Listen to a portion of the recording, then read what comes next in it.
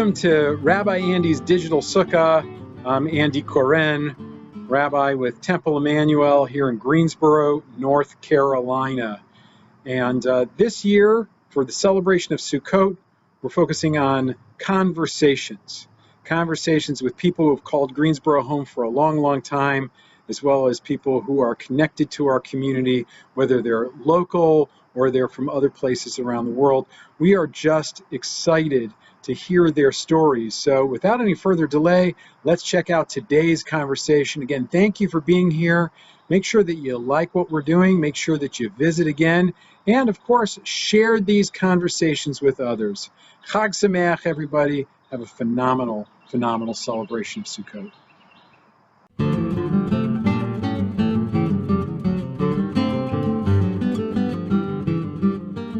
I am really delighted to be back today, to be here with someone who has been a member of our congregation of Temple Emmanuel and has an incredible story. You may know him. And then again, my introduction today to him also may bring to you a new friend, someone that I hope that you'll get a chance to hear from and even connect up with. Today, I am joined by Seymour Levin. Seymour is one of the senior members of Temple Emmanuel. Seymour is well into his 90s at this point, and can take us back in time in Temple Emmanuel. So I'm in my digital Sukkah today, but Seymour and I are speaking today over Zoom. And Seymour, go ahead and say hi to everybody. Wish everybody a Hag Sameach. Hello. Lashana Tova, Hag Sameach. I'm 94, I'll be 95 in January. I was born in Burlington in a maternity home. There was no hospital. My father came from Lithuania, came to Burlington with a horse and buggy from Connecticut, where he came from, as I say, Lithuania at the age of 9. My mother was born in New York, and at the age of 10 months, they moved to South Georgia. And she lived down there, and somehow or another came to Burlington to visit someone and was introduced to my father when she was 17 years old. And they were married, and I was born when she was 19. And reared in Burlington. First, there were 10 Jewish families in Burlington, all of which attended Temple Emmanuel in Greensboro. That was the only facility, because you couldn't go to Durham. That was a difficult ride. And, anyways, my first experience was Sunday school as a child. And Seymour, just what year were you born in? And I was born in 1926, and I suppose I started Sunday school when I was about 6 years old. We had a carpool, and there'd be 5 or 6 kids from different families in the carpool, and I guess there was another carpool, and we went to Temple Emmanuel on Green Street, and we had Sunday school. As a matter of fact, one of my Sunday school teachers was Leah Tannenbaum. Wow. And she told me she prepared the lesson on her way to the Sunday school. And she was a wonderful lady. Anyways, I continued with the Sunday school until it was time for confirmation. Oh, of course, on Saturdays, I don't remember what age, but I started taking a bus over to go to Hebrew with Rabbi Rippins. And there were about 6 of us in the class. Do you remember any rabbi before Rabbi Rippins? No, I really don't. Okay. No, I don't. There weren't too many. Right. But, anyways, Rabbi Rippins did confirm us, and he bar mitzvahed us. I should say that for the high holidays, my father was terribly dissatisfied. He thought it was like a church, having come from I guess the only thing they had where he came from or where he was in Connecticut, which was Orthodox. So they brought a man down from New York every high holiday, and he would spend about 10 days and stay at Mrs. Fine's house. Mrs. Fine had a deli in the back of her house, and it was the only place that Mr. Kagan would eat. Mr. Kagan was the shechet in town, for which I think there's a building name for him. Right, right. And just to remind everybody, a shechet or a shochet in Hebrew, that's the person who's the butcher, right? Who does, prepares the kosher meat. And that was Mr. Kagan. Where was Mrs. Fine's delicatessen? On Walker Avenue, in the back of her house. And that was in what nowadays we consider to be the downtown area, correct? Not really. Okay. Sort of out of town. Her sons had a deli downtown, Mush and Eli Fine. They were very popular guys. And there you could get a corned beef sandwich, whatever. It was, I mean, they didn't have any tray for me. It was all meat, but the point is, it was a nice deli. But for the high holidays, they would bring in this man, and he was paid X dollars, I suppose, I'm sure. And my father would take me down there for the services, and my mother would take my sister to the temple upstairs. I was in the Sternberger room, is where they had the Orthodox service. And I mean, it was Orthodox. I didn't know anything that was going on, but I went.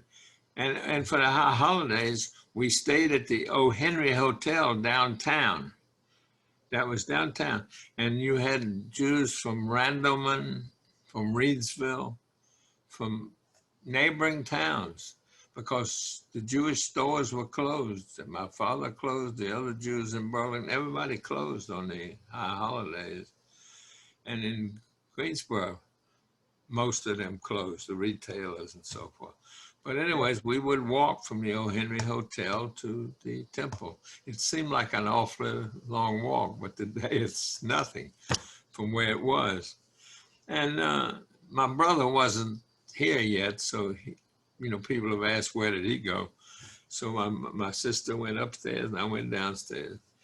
As I say, I was bar mitzvahed, but this did not please my father at all.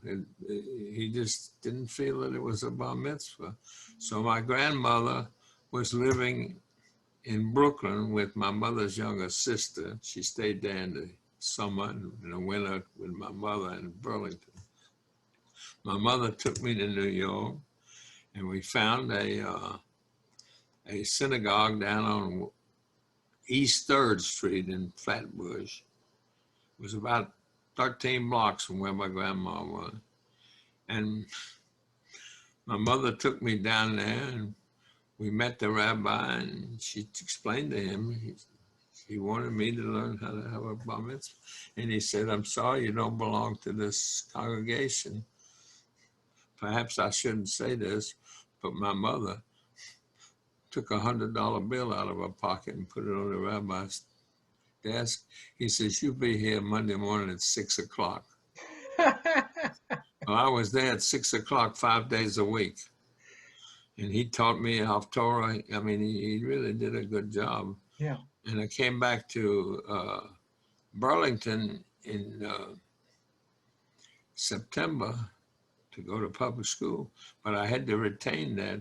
So I had to take a bus 5 days a week to Greensboro, to the Greenwich Apartments. That's now, I forgot what their little hotel is named, where Mr. Kagan lived. And he tutored me every afternoon. And then I'd take the bus back to Burlington. And then in January, I had the bar mitzvah in the Sternberger room, is where he conducted. Which of the rooms was the Sternberger room? Huh? Which of the rooms is the Sternberger room? When you face the temple from Green Street, it's the building on the left. Oh, okay. I That got it. big building on the left, still there. I mean, Yeah, sure. I think, yeah, maybe that's they right. call it Assembly Hall. I don't know what they call Yeah, it. yeah, yeah. Okay, very good. So that was the Sternberger room. Yeah. So Seymour, paint a picture for me because I've heard this before. The Temple Emmanuel had like this, there was a traditional Orthodox group that was there. There was a Reform group that was there, a Reform congregation. There was one congregation, that's One all. congregation, but what was it? Like options that people had? No, And it's just when they brought this man down, you had so many people that attended downstairs. I can't tell you how many, but I'm sure they were the basis of the founding of Beth David Synagogue. that took place what, right after World War II, Yeah, correct? I think it was 48 they opened it. Yeah, Yes, my yeah. So father was Beth one. David, it Yeah, was an my father offshoot was of one. Temple Emmanuel, but the genesis of it really was much earlier in Temple's history of having this, let's call it this traditional group that would pray at the Green Street building, maybe even before then, Oh, I'm sure. I'm yeah, sure, but I was yeah. young. Yeah, I was young. I didn't Did, know. and did people get along with each other if they were from different, backgrounds, different, or was there a little bit of tension there? What was that like? I mean, you were seeing this as Well, a you kid, didn't but have any political problems like you have today. yeah, okay, So people are falling out because of their political beliefs. right. But Uh, religiously, people, they kind of was it live and let live, yeah, I or think yeah, so. I okay, really do. yeah, I really do. They were like, well, Mr. Kagan would also eat at Mrs. Greenberg's house. There was a Mrs. Greenberg. yeah, Uh, Other than that, he was really I guess a saintly man. He was the kind of guy that in later life when he would call for minion, he would call 2 or 3 people because he didn't trust them, and whoever got there first took him to the minion. oh, I see. They knew him for that though. He was wonderful. But he was like he was your main tutor here locally for the bar mitzvah, Oh correct? yes, Yeah, absolutely. yeah. Absolutely. Tell me what your dad did. Tell me the type of work he was involved with. Well, he came down with a horse and buggy. They were peddlers. Yeah, And then eventually scrap metal, and then right, we took it to another level, and my brother and I, right. and eventually we were involved with the Brenner family from From Winston-Salem. We Winston, right.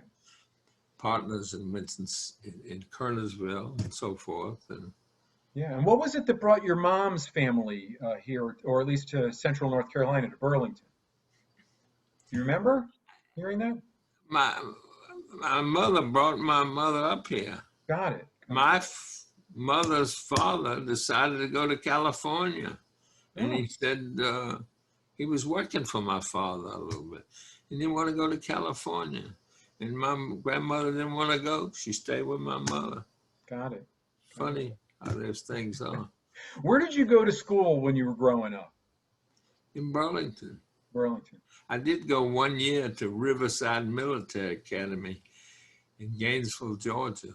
Martin Bernstein went there. Edgar Marks went there. Uh, Siegel, what's his name? Philip? Corky's Philip, yeah, Philip. Yeah. Yeah, matter of fact, yeah. But it And, was enough. I didn't want it. It was right before the war. They right. were preparing for, in 41, because the war started. And of course, and at the age of 16, I graduated Burlington High School and started Chapel Hill. Right. And then at the age of 18, I was drafted, as was most of the university. So tell me a little bit about that. What did you do during the war years I or went during into that the time? Navy. Yeah. I was a pharmacist mate. I went, I was trained to be a hospital corpsman, and I was eventually shipped to the South Pacific, and I was with a fleet hospital. We were behind a couple 100 miles or more from any action. They would send them to the fleet hospital if they couldn't handle them on the lines. And of course, if we couldn't handle it, we sent them to Honolulu or to San Francisco. Hmm. And I mean, I was 18 years old. I didn't know much about what I was doing, but at least I did. I came back. I was going to go to to medical school. I really was. I would liked it, but I was in the pre-med, and one day my mother came over to Chapel Hill, and she was crying that your father he's going to kill himself if you don't come into business. This is the way it was in those days. Yeah. Today, a child does what they want to do. So I changed to business administration, and that's the end of the story. Wow. And Yeah. now, and you did your undergraduate degree. Oh yes, I came back and I graduated at Chapel Hill. Did you go on for any graduate study, or once No, you I got your went degree, you straight came back? into work for my father. That's I amazing. sure did. In 1948, when I graduated. Right. I was 22.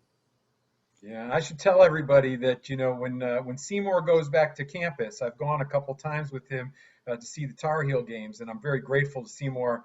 We have a date like once a year where we'll Yeah, go. And I don't know what we're gonna do now. who knows what's going to happen? In fact, that was one of the last things I did. I was looking back at my camera. It was one of the last things that I did in a public setting before things shut down for coronavirus. Was the game that we went to that you took me and Mickey to when we went to see the Tar Heels play. But you walk back on that campus and people treat you like royalty.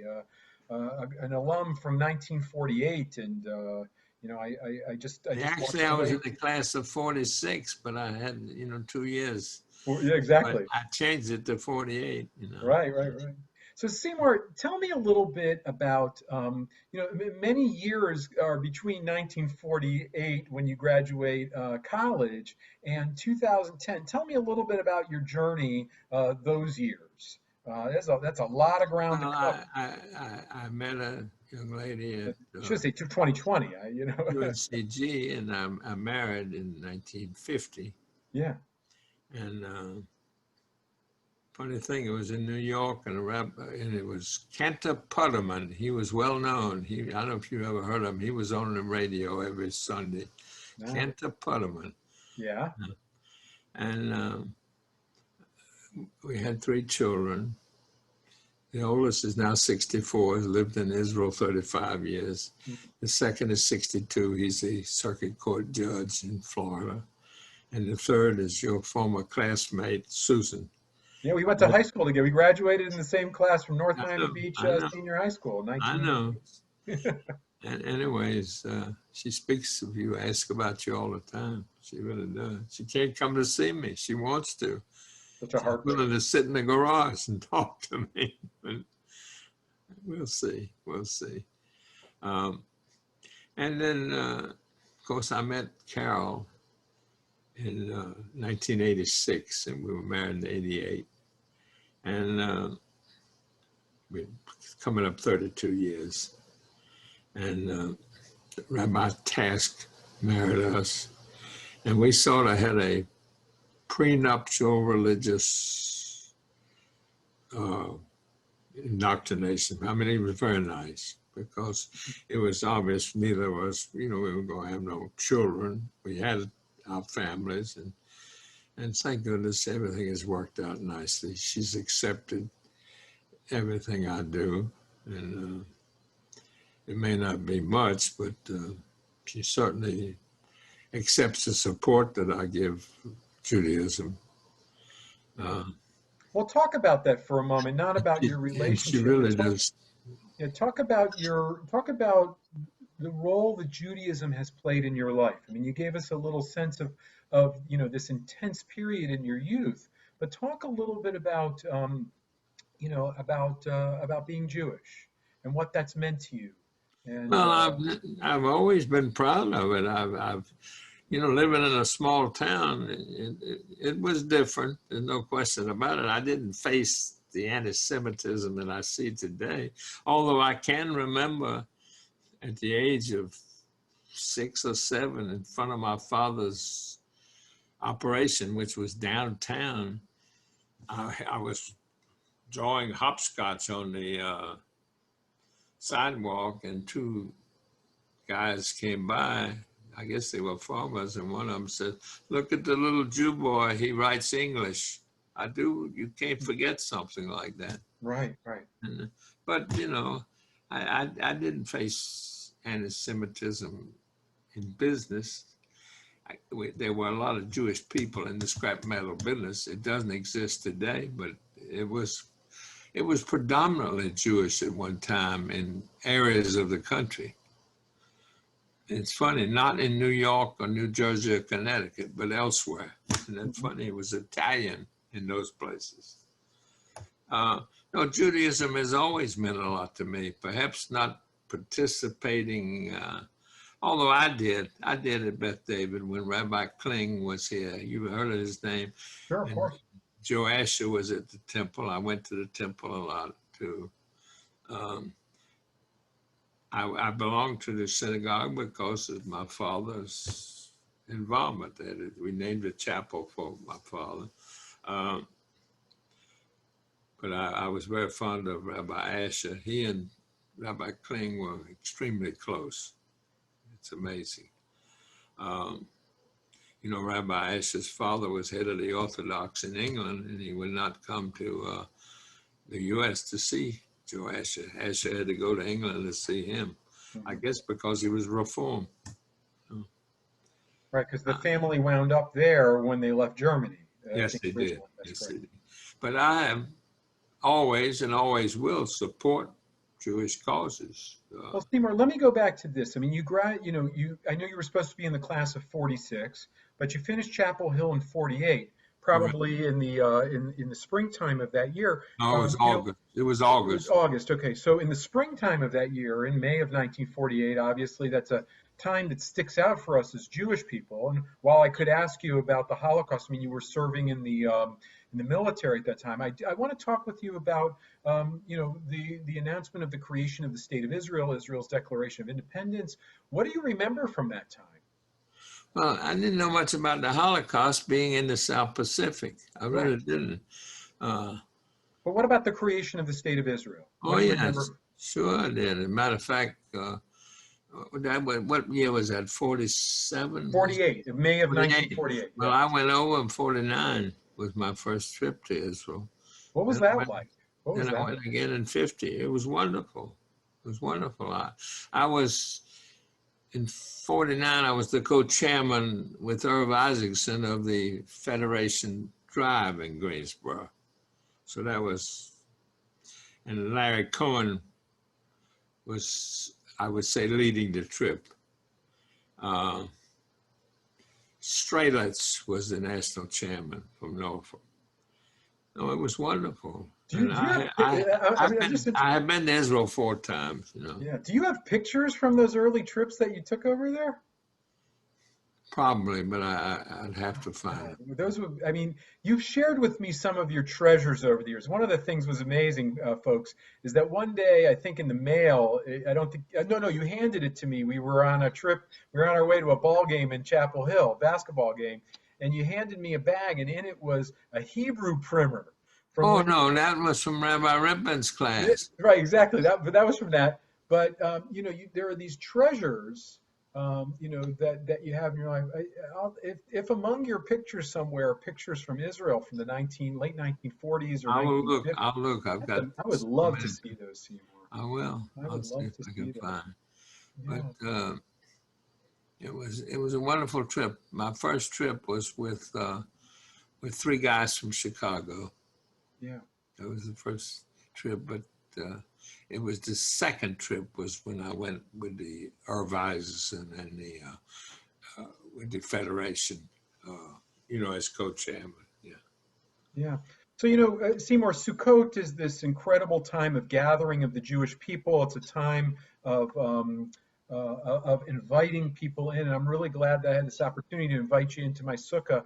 I want to ask you one more question, Sure. Which is, what message would you like to convey about being Jewish to this generation and to generations to come? I mean, here I am, I'm sitting with someone who I just really honor and I really value your input. But I'd love to hear from you.